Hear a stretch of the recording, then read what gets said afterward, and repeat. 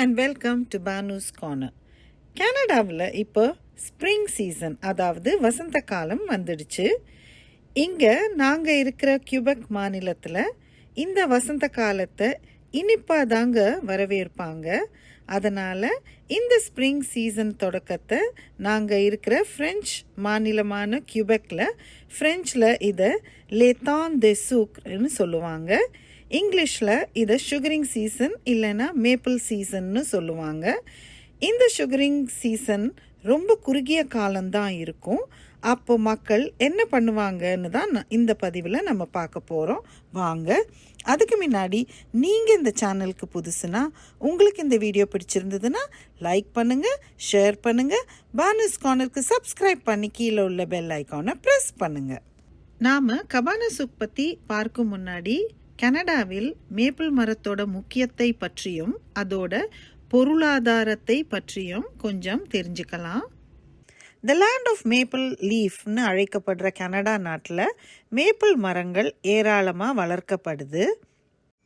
Maple syrup கனடாவின் கலாச்சார பாரம்பரியத்தில் ஆழமாக வேரூன்றி இருக்குது. பழங்குடி மக்கள் இந்த மேப்பிள் சாப் அறுவடை பற்றியும் மேப்பிள் சிரப் உற்பத்தி பற்றிய தங்களோட அறிவையும் ஆரம்பகால குடியேறிகளோடு பகிர்ந்தாங்க. இந்த பாரம்பரியம் இன்னைக்கும் தொடருது. கனடா அதன் மேப்பிள் சிரப்பை உலக அளவில் சுமார் 50 நாடுகளுக்கு ஏற்றுமதி செய்யுது.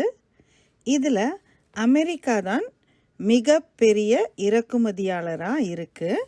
நாம் கபானா சூக், அதாவது சுகர் ஷாக்னா என்னன்னு பார்க்கலாம்.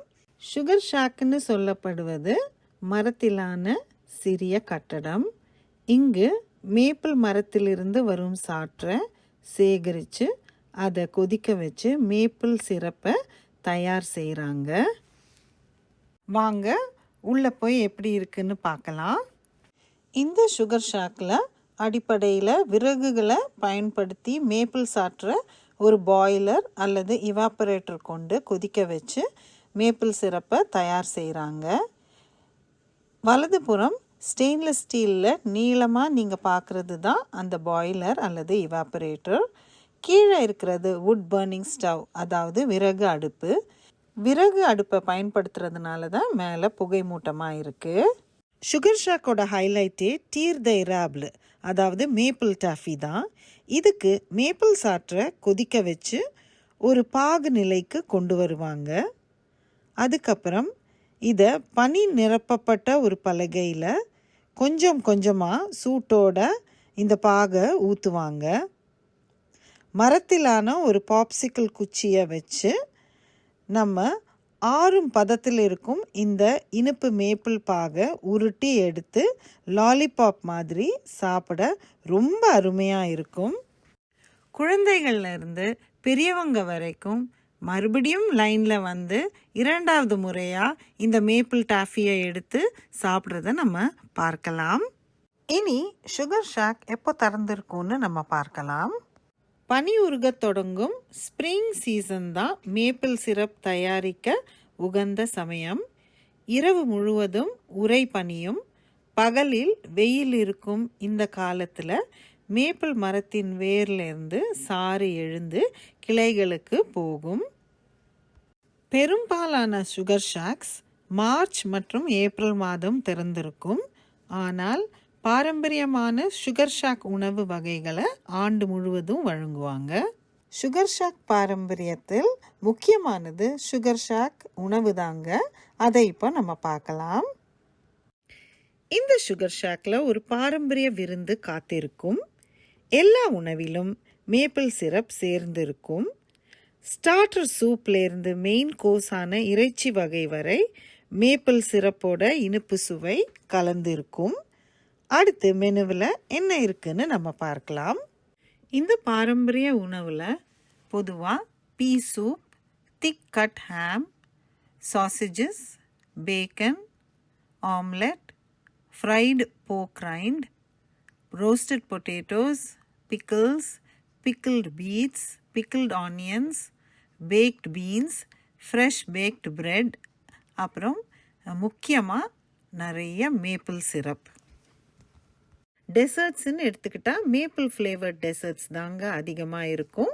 Maple sugar pie, maple doughnuts, pancakes, waffles திகட்டுற அளவுக்கு ரொம்ப அருமையாக அங்கே கிடைக்கும். சுகர் ஷாக் உணவு மட்டும் பாரம்பரியமாக இல்லாமல் அதை அருந்தும் இடமும் ஆடம்பரம் அலங்காரம் இல்லாமல் ஒரு ரஸ்டிக் ஸ்டைல், அதாவது இங்குள்ள கிராமப்புற பாணியில் இருக்கும். நீளமான மேசைகள் இருக்கைகளோடு இருக்கும். இங்கு குடும்பங்களாக மக்கள் கூடி சாப்பிடும்போது அமைதியாக இல்லாமல் சத்தமாக கலகலப்பாக இருப்பாங்க. சுகர் ஷாக் செல்லும் நோக்கம் என்னன்னு பார்க்கலாம். வசந்த கால தொடக்கத்தை வரவேற்கும் வகையில் குடும்பங்கள் லாக் கேபின், அதாவது மரத்திலான கட்டடங்களில் நீளமான மேஜைகளில் அமர்ந்து ஒரு மேப்பிள் சிரப் சுவை கலந்த பாரம்பரிய கியூபெக்வா உணவை ரசிப்பது தான் இந்த நோக்கம். சாப்பிட்றது தவிர சுகர் ஷாக்கில் என்ன செய்யலாம்னு நம்ம பார்க்கலாம். சிறியவர் முதல் பெரியவர்கள் வர மகிழ வைக்கும் பலவிதமான ஆக்டிவிட்டீஸ் இங்கே இருக்கும்.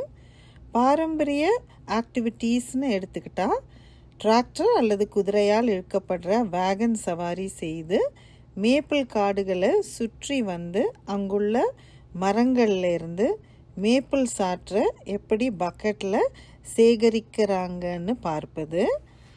அதுக்கப்புறம் மேப்பிள் காடுகளில் வாக்கிங் ட்ரெயில்ஸ், அதாவது நடைப்பயணமாக மேப்பிள் காடுகளை சுற்றி பார்த்து நம்ம ரசிக்கலாம். இதோட மேப்பிள் சிரப் தயாரிக்கும் செயல்முறையை காண்பது, பாரம்பரிய இசை மற்றும் நடனம், ஸ்னோ ஷூயிங், மிருகக்காட்சி சாலை ஆகியவை. முக்கியமாக அனைவரும் விரும்பும் மேப்பிள் டாஃபி செய்முறை. நீங்கள் இங்கே பார்த்துட்ருக்கிறது பெட்டிங் ஜூவில் எடுத்த சில காட்சிகள்.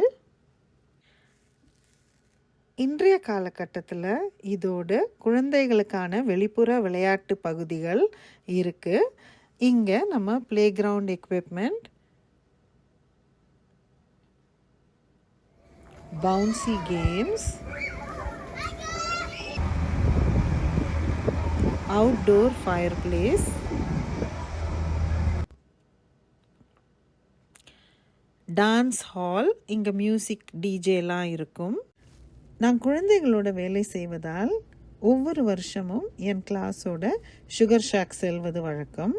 அந்த வகையில் கடந்த 2 வருஷமாக போன சுகர் ஷாக்கில் மேப்பிள் டோனட் கொடுத்து எங்களை வரவேற்பு செய்தாங்க. என்ன ஃப்ரெண்ட்ஸ், கபானா சூக் சுகர் ஷாக்னா என்ன, அதுக்கு எப்போ போகணும், என்ன செய்வாங்கன்னு உங்களுக்கு இந்த பதிவு மூலமாக தெரிஞ்சிருக்கும்னு நினைக்கிறேன். உங்களுக்கு இந்த வீடியோ பிடிச்சிருந்ததுன்னா லைக் பண்ணுங்கள், ஷேர் பண்ணுங்கள், பானஸ் கார்னருக்கு சப்ஸ்கிரைப் பண்ணி கீழே உள்ள பெல் ஐக்கானை ப்ரெஸ் பண்ணுங்கள். அடுத்த வீடியோவில் சந்திப்போம். தேங்க்யூ, பாய்.